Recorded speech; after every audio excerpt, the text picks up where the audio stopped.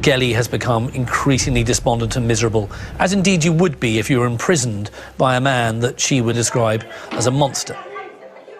Hitler wouldn't let her go anywhere, and it seemed that she had somehow developed a relationship with a young man from Vienna.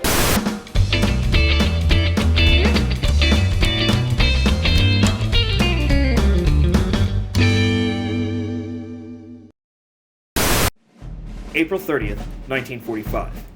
Hitler is sitting in a bunker in the back of the Reich Chancellery building, as Berlin is surrounded by the Soviet Red Army.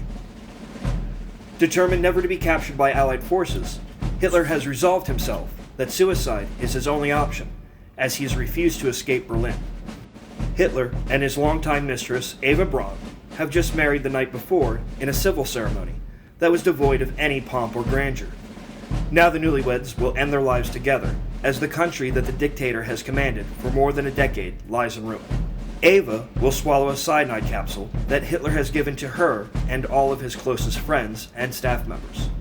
And the man that gave himself the title of Savior and caused the deaths of millions will place his Walther 6.35 to his left temple and meet his own unceremonious end. But Eva Braun was not the first love of the autocrat's life.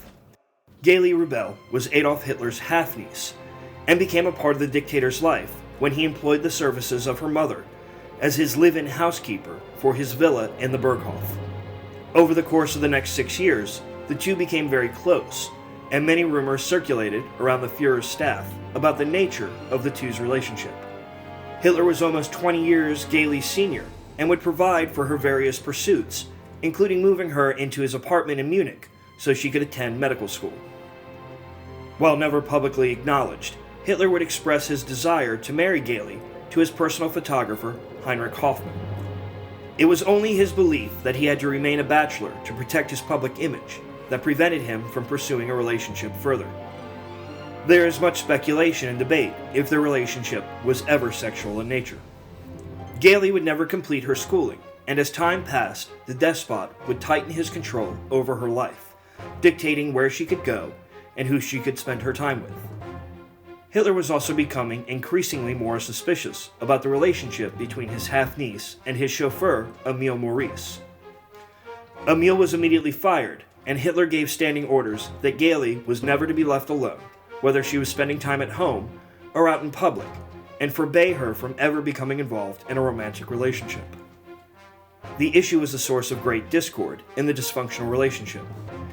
On the evening of September 8, 1931, Geli and Hitler would get into a heated argument over the young woman's desire to return to Vienna to take singing lessons. The fight would end with the tyrant leaving the apartment abruptly for a plane to return to government affairs in Nuremberg. Geli would be found dead the next morning in Hitler's apartment after an apparent self-inflicted gunshot wound to her chest that pierced her lung. Hitler's staff reported that he went into a deep depression upon hearing about Geli's death, and was so distraught he could not bring himself to attend her funeral. He would find solace in the company of another young woman he had just met, Eva Braun, and this would mark the beginning of their romantic relationship. Of course, given the situation, there was no investigation into the death, which has left the door open for a great amount of speculation about the actual events of that night. Some historians have noted that Geli's death may have been orchestrated due to the liability of her intimate knowledge of the dictator and her recent rebellious attitude. On an interesting side note, the pistol used in Geli's death would be the same Walther 6.35 that the fallen tyrant would use more than 13 years later in a bunker in Berlin.